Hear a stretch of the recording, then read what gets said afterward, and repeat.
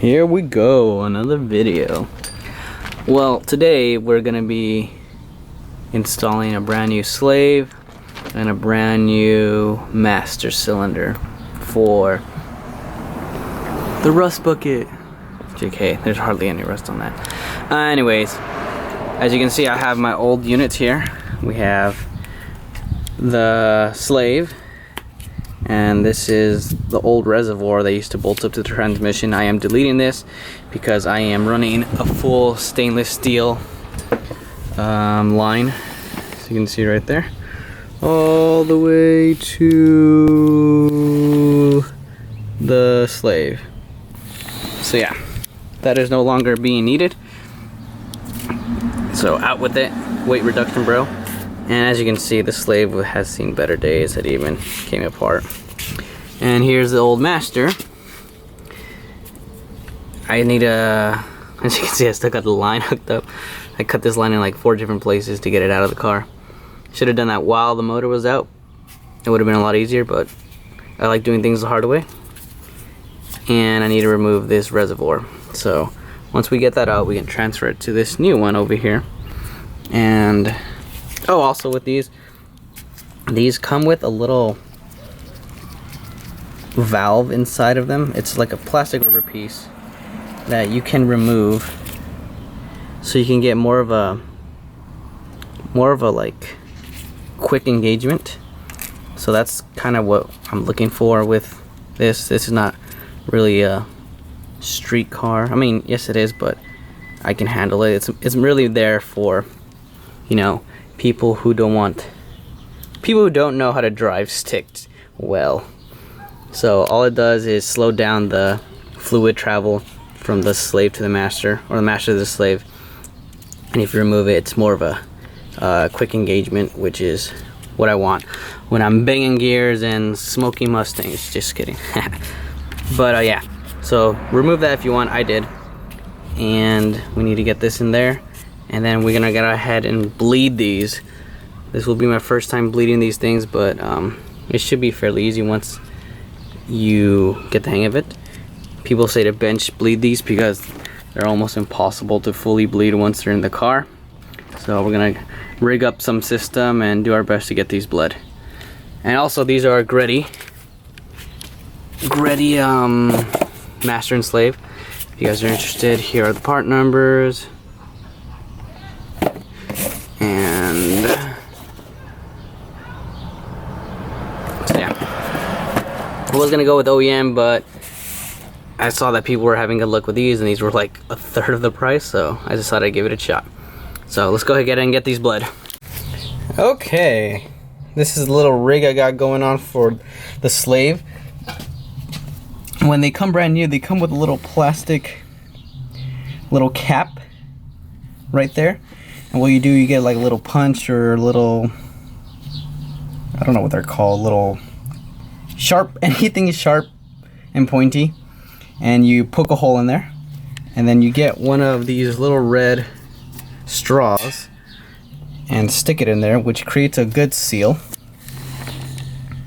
Once you have done that, you want to go ahead and get a cap from one of your spray cans, drill a hole through it where the straw can go through, and then you'll have the center of that cap filled with brake fluid.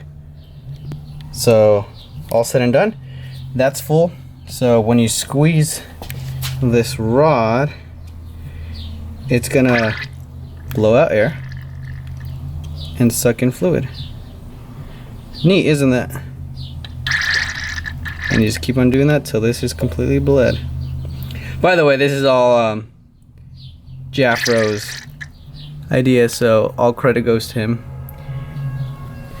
So once I get this done, we'll go ahead and move on to the master. Okay, let's check out the work I just did. As you can see, the fitting that it actually came with, it was only used for bleeding it. So if you're running a stainless steel line like I am, you will no longer be needing this.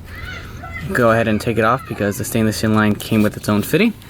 and it actually just bolts up directly to it right there. And there are 2 long bolts that you bolt up the slave to. As you can see, one's right there, and one, oh wait, no, where's the other one? I can't see it. Anyways, it's up there, right there. You can see it now. Where?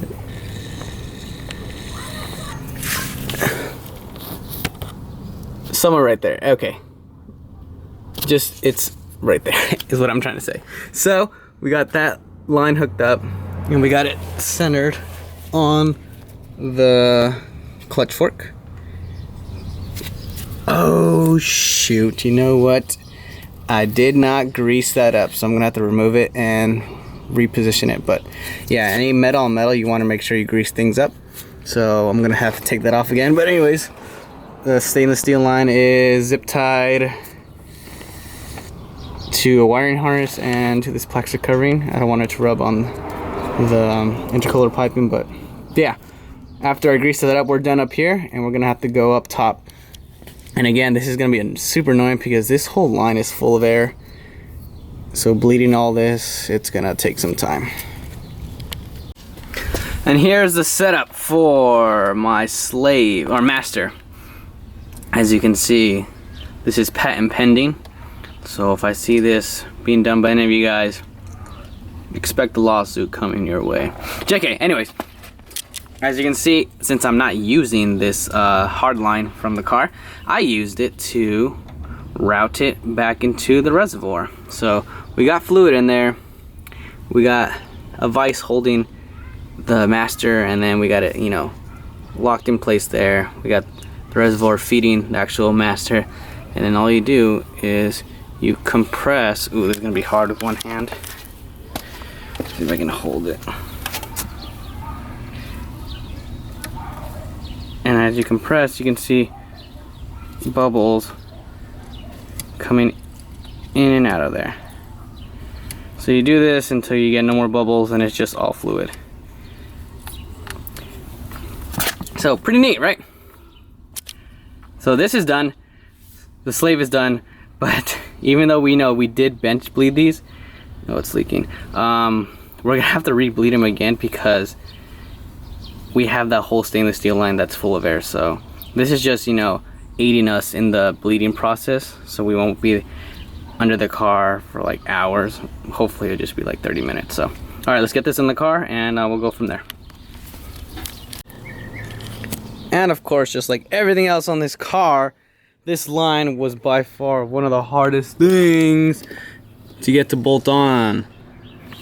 And now I gotta figure out these lines because they're hitting, so yeah. But what you want to do, we're gonna go ahead and bleed it. We're gonna make sure that this is full at all times, and then you're gonna pump the clutch pedal just like you would bleed brakes. And then while you got a rubber line up here connected to the slave, and you crack it open to an unused cup that I have. So let's go ahead and pump a couple of times, crack this open, and then see all the air and fluid come out. As you can see, this would be so much easier if I had a second person, but gosh, where the heck did that 10 go? Isn't it funny how 10mm always seems to disappear when you need it the most? But I pumped it like 7 times, and I'm just gonna go ahead and crack this valve now. Let's see if we get anything. Oh, nothing yet, but we're finally getting liquid coming out. Before it was just air. So yeah, that's pretty much it. Just keep on pumping it while someone cracks this open. If you have 2 people, or if you're like me, you pump it and then come under the car and do the same thing. Yeah, I highly recommend getting a friend to help you do this, or one of those kits, because it is rough out here, man. So in order for me to get this to bleed. I gotta pump this with my hand manually, and then hopefully you guys can see, I have to get this block of wood against my ratchet to hold it. So you have something like that. Yeah, not fun, so I'll be here a while. Alright guys, just wanted to give you a little update on the master-slave situation. So, in the video you saw me bleeding the new Greddy master cylinder. However, I had a huge problem with that. The rod on the actual master cylinder was way too small.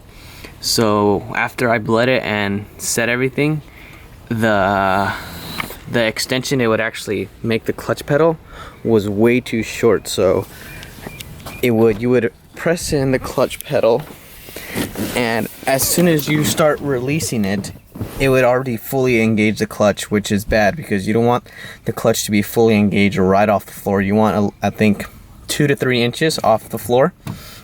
And no matter how we adjust it, no matter how much we bled it, it wouldn't get the clutch to engage properly or disengage properly. So I got in contact with the people on where I bought it from, eBay, and it was just, we were beating around the bush. They weren't gonna return my money. They said it was the right part number, even though I showed them pictures of an OEM and their master slave cylinders. You can clearly tell that the rods were 2 totally different lengths and it wasn't the correct part. So whatever, I gave up on them. It was only like 50 bucks for both parts shipped, so I wasn't, too upset. I ended up going with the brand new OEM master slave cylinder, and now the clutch disengages and engages properly like it should. So I don't recommend using those Greddy master slave cylinders. Definitely go with OEM, even though it's pricey, but trust, you don't want to damage a brand new clutch because of improper master slave cylinder that's not letting it disengage properly. So OEM for the win. Clutch is now bled and everything's good to go. See you at the next video.